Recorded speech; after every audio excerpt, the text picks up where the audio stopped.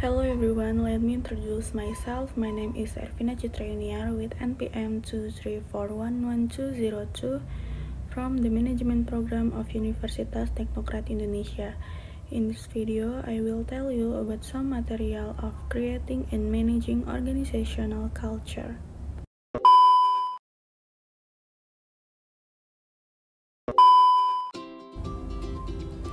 Okay, first, what is organizational culture? Organizational culture, a set of shared value and norms that control the interaction of organizational members with each other and people outside the organization. Can be a source of competitive advantage, can be used to increase organizational effectiveness. What are organizational values?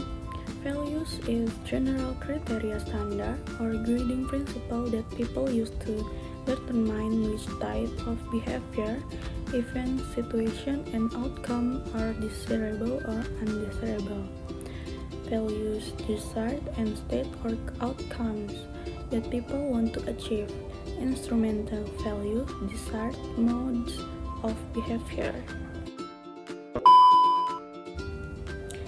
Next, organizational values embed in formal and informal structure, norms, standard, or style of behavior that are considered acceptable or typical for a group of people. From structure is value embedded in SOP, rules, and company objective.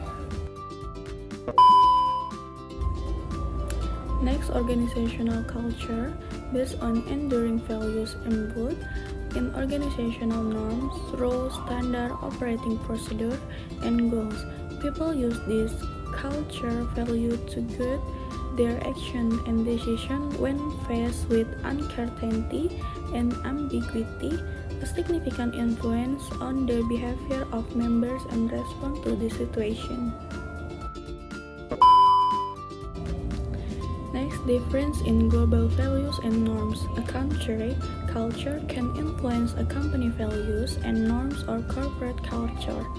Difference in communication style, attitude toward competing tasks, and different approach to decision making can impact company culture, and executive working abroad must be sensitive to both the country's culture and the company culture. Next, recognizing difference in organization culture. Many mergers between companies have failed due to difference in their organizational culture. Merger team is now in place to help smooth the transition between the two cultures. Next, how is an organizational culture transmitted to its member? For socialization is the process by which members learn and internalize the values and norms of organizational culture.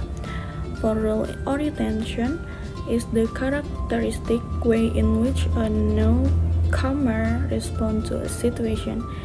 Institutional role orientation results when individuals are taught to respond to new contexts in the same way as other members of organization.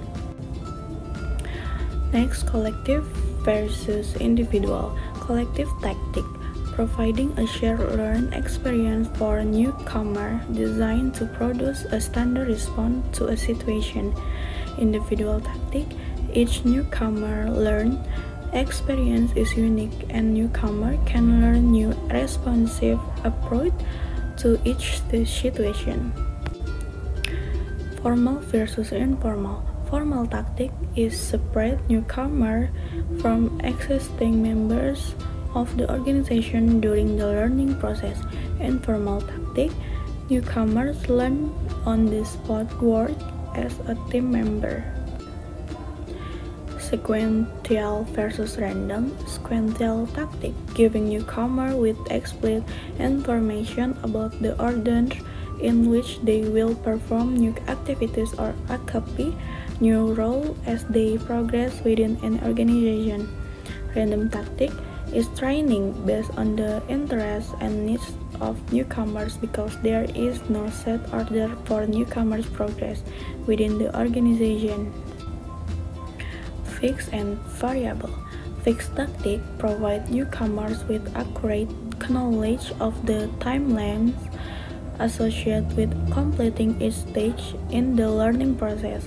Variable tactic is do not provide information about when newcomers will reach certain stage in the learning process. Next, serial and disjunctive. Serial tactics is employ existing members of the organization act as role models and mentors for newcomers. Disjunctive process requires newcomers to find out and develop their own ways of behaving.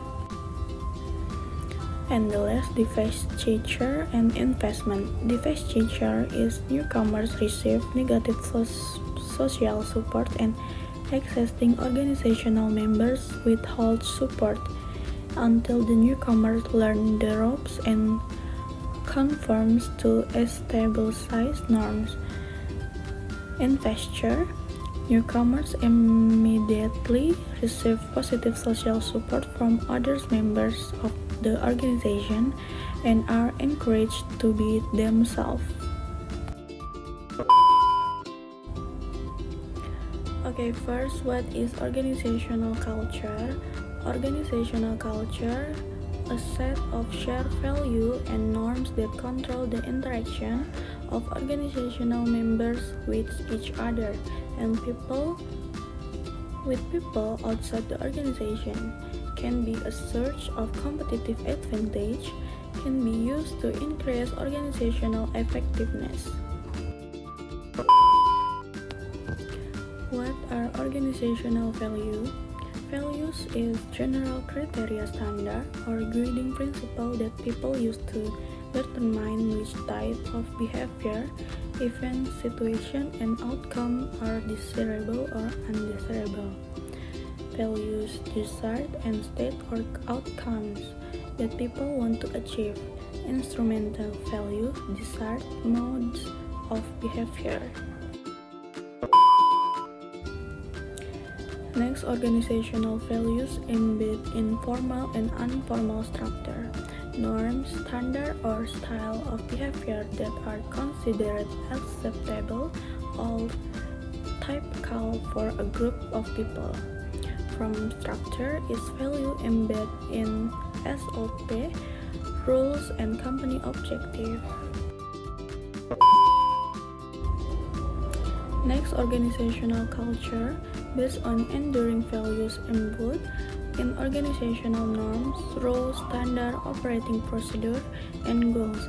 People use this culture value to guide their action and decision when faced with uncertainty and ambiguity, a significant influence on the behavior of members and respond to the situation. Next, difference in global values and norms. A country culture can influence a company values and norms or corporate culture. Difference in communication style, attitude toward competing tasks, and different approach to decision making can impact company culture, and executive working abroad must be sensitive to both the country's culture and the company culture. Next, recognizing difference in organization culture. Many mergers between companies have failed due to difference in their organizational culture. Merger team is now in place to help smooth the transition between the two cultures.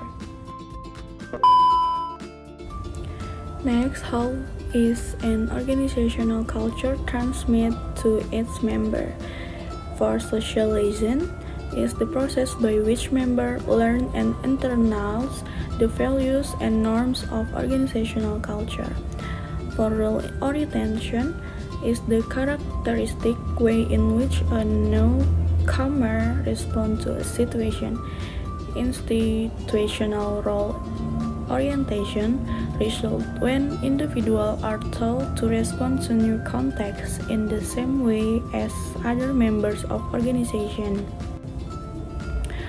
Next, collective versus individual. Collective tactic, providing a shared learned experience for a newcomer designed to produce a standard response to a situation. Individual tactic, each newcomer learned experience is unique and newcomer can learn new responsive approach to each situation. Formal versus informal. Formal tactic is separate newcomer from existing members of the organization during the learning process. Informal tactic, newcomers learn on the spot work as a team member. Sequential versus random. Sequential tactic, giving newcomer with explicit information about the order in which they will perform new activities or occupy new role as they progress within an organization. Random tactic is training based on the interests and needs of newcomers because there is no set order for newcomers' progress within the organization. Fixed and variable. Fixed tactic provide newcomers with accurate knowledge of the timelines associated with completing each stage in the learning process. Variable tactic is do not provide information about when newcomers will reach certain stage in the learning process. Next, serial and disjunctive. Serial tactics is employ existing members of the organization act as role models and mentors for newcomers. Disjunctive process requires newcomers to find out and develop their own ways of behaving. And the last, divestiture and investment. Divestiture is newcomers receive negative social support and existing organizational members withhold support until the newcomers learn the ropes and conforms to established norms.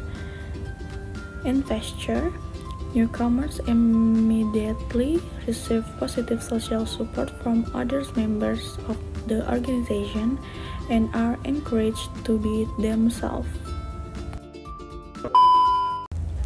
Okay, that's all about presentation.